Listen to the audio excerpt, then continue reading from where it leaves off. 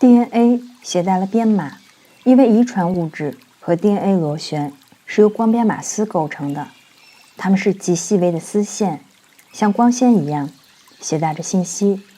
你用来激活自身，并将信息带入身体的光柱，也是由光编码丝构成的。这些光编码丝携带了大量的数据和信息，充满了你的身体。当光编码丝以一定排列聚集在一起的时候，它们就会合作运转，释放信息，来理解它们携带的历史。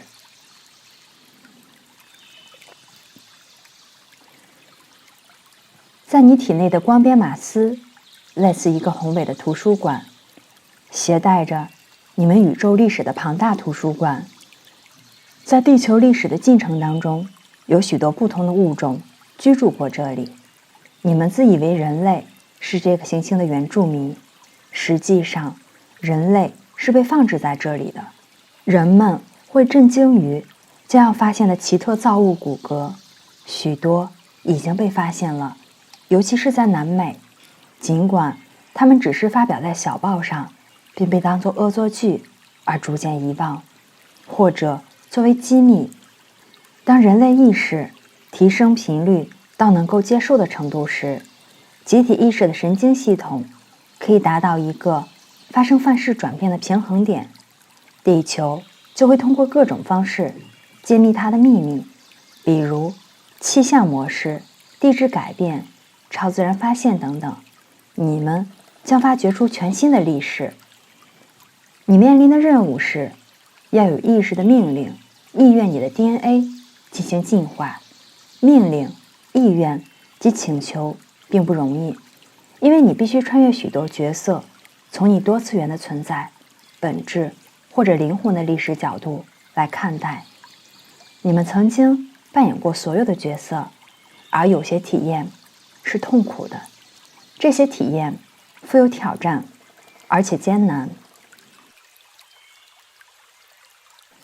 通过允许光编码丝的重塑，形成新的螺旋，并允许自己接手 DNA， 将接通新的信息，就能够穿越挑战，解封在身体内的历史。你的逻辑头脑可能经常无法理解，你将会得知逻辑头脑有它的位置、功能还有目的，但是它不是你的身份自性。逻辑头脑被许多人滥用了，它负担过重并被滥用，而当你滥用头脑的时候，就制造了身体的压力。你不需要总能从逻辑上理解正在体验的，观察自己，一直保持幽默感，持有这样的想法，你自己一直在进化。你将要经受许多的事情，因为你在攀登由脉轮系统组成的身份阶梯。脉轮是一些能量信息中心，被编码了你生生世世的内容，其中你在这个或者那个方面激活和表达了自我。在接下来的数年中，发现自己的身份是非常必要的。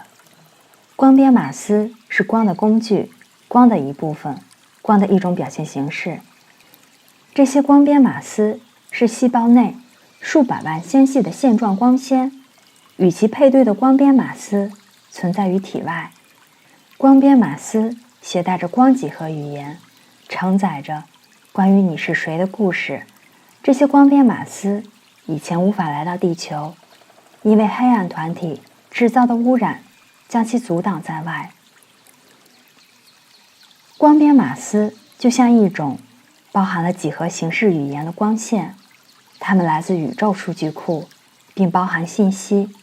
你们中的许多人已经达到某个点，即身体不再需要疗愈。你们需要把一个自发的内在教育或者植入放置进你们的身体，来教导你们。接下来数年会变成这样。在地球上的一些人，尤其是与水晶工作的人，将学习用这些光丝充满和激活其他人的身体。追求这种体验的人将会激活体内的光丝，这样他们就会拥有获得及时信息和及时知晓的能力。这就是将来教育的发展方向。一些存有会帮助你们达成这一切，你将能认出这些存有，而且当它们存在于你的周围时，你能认出其他的事项。当光编码丝中的信息被拆散的时候，并不意味着图书馆被焚毁，仅仅是所有的书散落书架，堆在房间中央。设想一下，如果你走进体育场那么大的房间，所有的书或者资料堆在了地板中央，除了靠运气，你如何找到你所需要的东西？但人类并不相信偶然，他们从不跟随他们内在的这个秩序。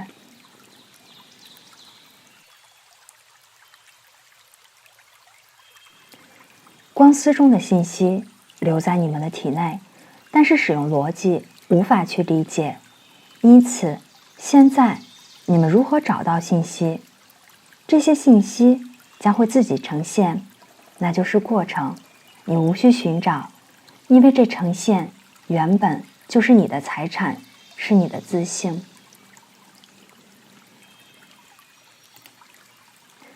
当新的 DNA 螺旋开始形成的时候，这些新的螺旋将沿着一条在此时新形成的神经系统运行，记忆会涌入你的意识。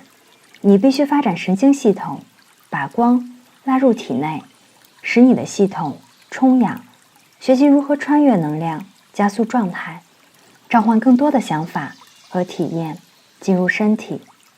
当这个过程在你体内生长发育的时候，你只需要观察它，因为你会想知道如何使用它。一味地沉浸于自己的剧情，就好像一遍遍反复阅读同一本书，阻止其他书里的信息来到这里。不仅如此，有一篇完整的故事，这个故事与你的整个灵魂有关。作为光之家族的成员，你们同意在你们的肉体之内保持你们所有存在的意识觉知。你们同意要接受你的所作所为，以及在所有存在当中扮演的角色，然后去入侵不同的实相，再作为光之家族的代表，根据协议指令改变这些实相。当然，你们在这个协议当中拥有自由意志。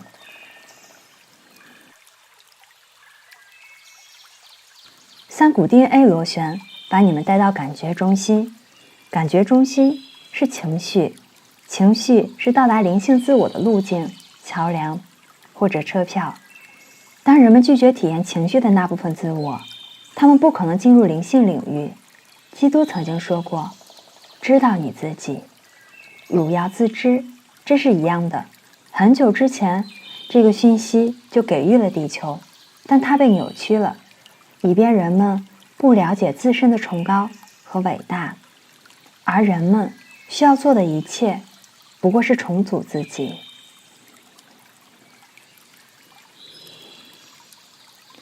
这个工作永远是内在的。当你想知道如何改变地球时，我们总是会告诉你，从自己着手，发展自己，超越自我限制，学着成为多次元的存有，进入星光界，脱离肉体去旅行，不再认为身体终止于此地。这是社会灌输给你的定义，以便更好地控制你。在自由意志区域，控制是游戏的一部分，因为有人想要掌管一切。你们是光之家族的成员，你隶属于什么样的体制，又响应怎样的众神。 DNA 是真相和生命的活生生的历史。当你能够与这历史融合，不需要视频、磁带或者书本，就可以进入实相。你将能亲自体验许多土著文明被训练来寻找地球上的生命图书馆的遗迹。那就是为什么他们尊重地球还有动物，以及他们贯穿于万物的合作意识。这些土著是有意放置在地球上的，以便时间到来时有一个训练场地和一个激活潜在记忆的地方。DNA 持有编码，它持有身份蓝图、存在计划、宇宙历史，以及这个特殊地点的生命历史，并且它就储存在人体的细胞当中。地球的管家，也就是人类居民的原始 DNA， 有一个基于数字12的遗传蓝图系统，因此12股 DNA 也连接到同样的基于数字12的许多其他代表或者信息源。记住，实相镜像反映着实相，12股 DNA 的信息将与人类相对应的体内和体外的信息中心连接在一起。地球正进入一个汇合点，或者说与其使命校准，也就是最初的计划者正在返回，来重新激活目前人类的12股螺旋系统到最先进的状态，并使地球重返进化轨道。当很久很久之前在构思生物库的时候，就决定了地球管家会持有解锁生物生命库数据的钥匙。这如何与12个信息中心连接起来呢？当人类的脉轮系统连接、打开和激活的时候，信息就开始寻求自我表达，并变得可用。某些东西会编码或者触发这些信息，把它带到前沿，从而开始自我表达。当你接通这些信息中心，也就是体内的7个和体外的5个脉轮时，就准备好从另一套12个信息中心接收这些能量。当你激活了自己12个脉轮，就接通了储存在另一套平行的12个信息中心里边的能量，这将会进一步触发这个过程，最终使大脑拥有全脑、电脑般的功能。12个平行实相能够开启那些隐藏的信息，有许多步骤来解锁这个信息，就像政府进行深度安全防护，使用不同级别的指纹和印记获取最终的少量信息一样。如果保存了某些绝密的东西，就要以不同的方式将那些秘密连接起来。12股 DNA 的激活对应着12个信息中心、12脉轮或以太能量中心的激活、旋转、移动和开启，这是12个旋转连接的开始。当能量校准时，将会拉能量进入你们的太阳系的12个天体当中，然后这些天体开始向地球反馈能量，通过释放所持有的，它们可以激活自身，以便给地球带来生物性的觉醒。会有越来越多这类12元组，比如说12个螺旋宇宙，比如通过12个中心的旋转，会有一个新的意识混乱。因为当这12个能量中心，尤其是外部的5个，开始与这个行星接通时，会产生不可思议的新能量的洪流。形成12螺旋，并不意味着你们作为一个物种成为全知，它意味着为了把人类弹射进入更高的意识，有一个最大和最小的突变需要发生，创造一个新的运作标准。这个突变将带来新的频率水平，每个人都会以自己的方式受到影响，好像一个新的太阳诞生在你们的大气层中。这12个螺旋当然并不包含光编码丝内所有的信息，然而12螺旋会充分给予你们作为一个物种一个关于你是谁的更大画面。作为光之家族的成员，你们知道你们是谁，不知道他们是谁的是人类。你们化身为人，所以有的时候你们自我欺骗，以为你也不知道自己是谁。你内在永恒的知道你是光之家族的一员。我们称地球为活的生物库，因为你们都知道图书馆是什么样子的，它是一个存储和启用信息的地方。我们用这个比喻，是因为我们想要唤醒你拥有这样的印象。无论到哪里，你们都在一个生物库里，你们只是还没明白如何去转移信息，或者还没认出它在图书馆的哪里。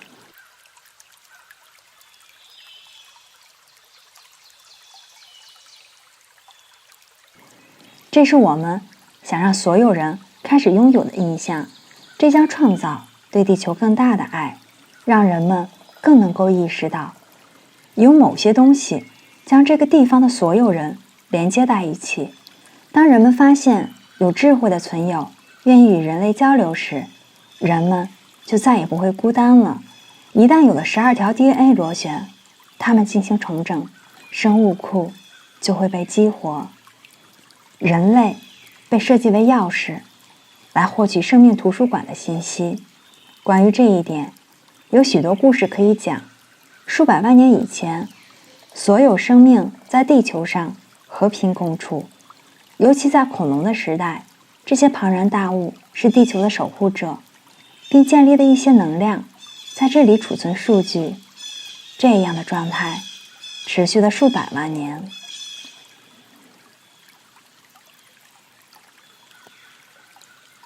现在，数字12仍然是互相连接的系统，你会看见它到处都是。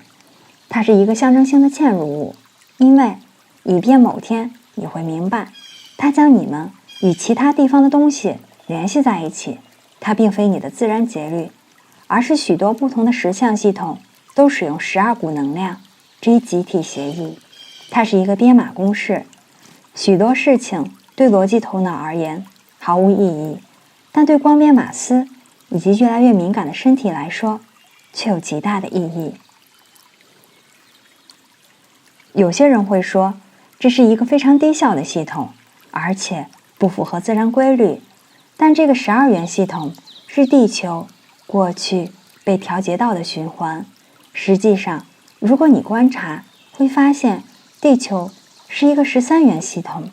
一年有多少次满月？13次。13的系统将会到来，你很快就会对这个系统保持开放，因为你会超越时间。13的能量超越了逻辑，也超越了不自然的系统。现在我们已经指出，光之家族已经来到了地球，并从最初计划者那里接收能量。这个能量将创造一个基因转变，重新激活并重塑光编码丝。光丝会组成12螺旋系统，激活身体。这将使人类变得极其重要，因为那时它们就会被用来获取储存于地球的数据。这个如此重要的数据是什么？它们伪装成昆虫、花朵、猪、驴尾巴、兔耳朵和各式各样的东西，等待着你的发现。我们想要强调，当数据被储存在12所生物库的时候，是分许多层来储存的。进入这个生物库需要不同的通行码。换句话说，进入生物库有许多不同的方式。你不可能闯进去说，我有权自由地接收所有的信息，就像你们政府内部的对参加秘密工作的人员进行的忠诚调查一样。容纳信息的生物库也有安全系统。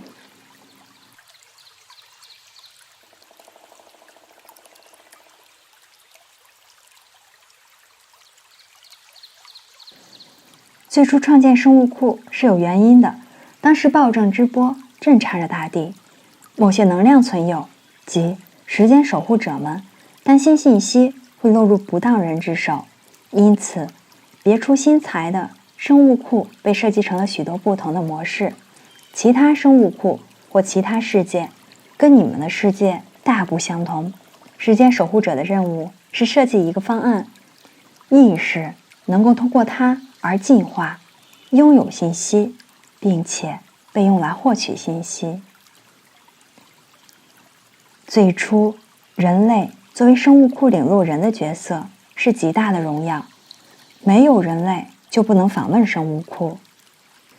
越是能与人类居民协调对准，就能够越多的访问生物库。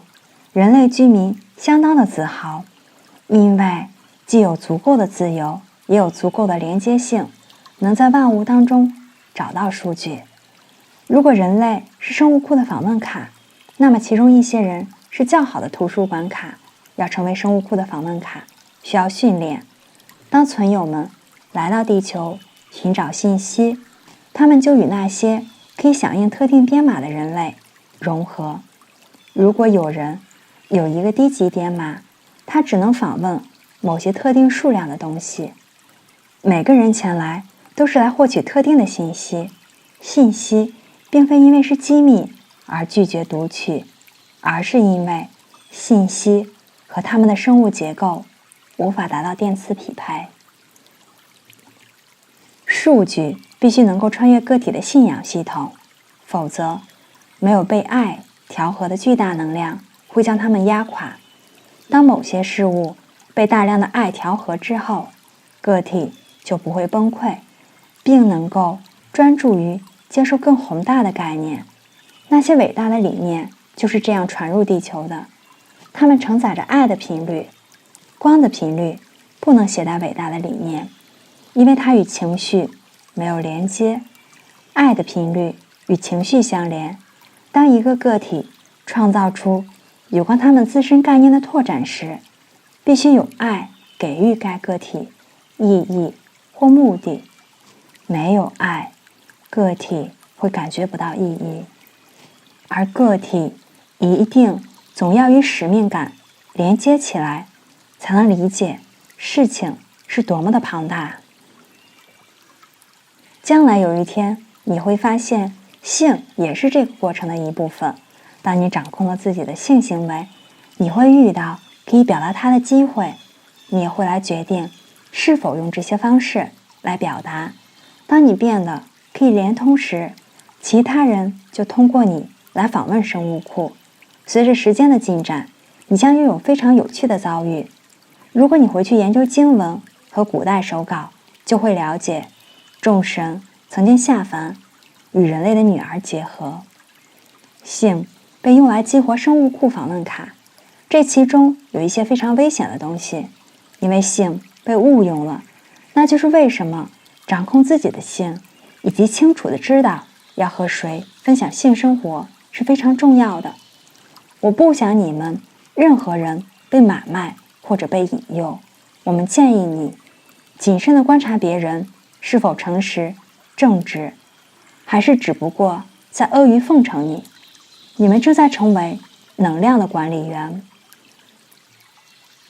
有些传统主义者认为，我们在无监管的条件下给予了太多信息。我们要说，地球正朝向一个大转变前进，所以无需约束。我们像其他人一样，用大量可以回忆起的机会来冲刷地球。因此，当你开始积累知识和能力，会有其他人出于个人的原因被你吸引，这是因为他们通过你可以获得一些东西。当你与某人发生性行为，就像打开一条通向其他生物库的途径。性与许多事情相关。我们对你们所有人的希望之一是热爱并尊重自己的身体，爱自己。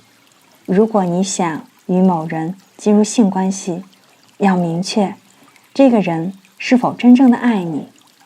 这并不意味着你打算跟他结婚，但是必须有爱，以便你知道自己正在与谁结合，这样你们才能进行二人探索。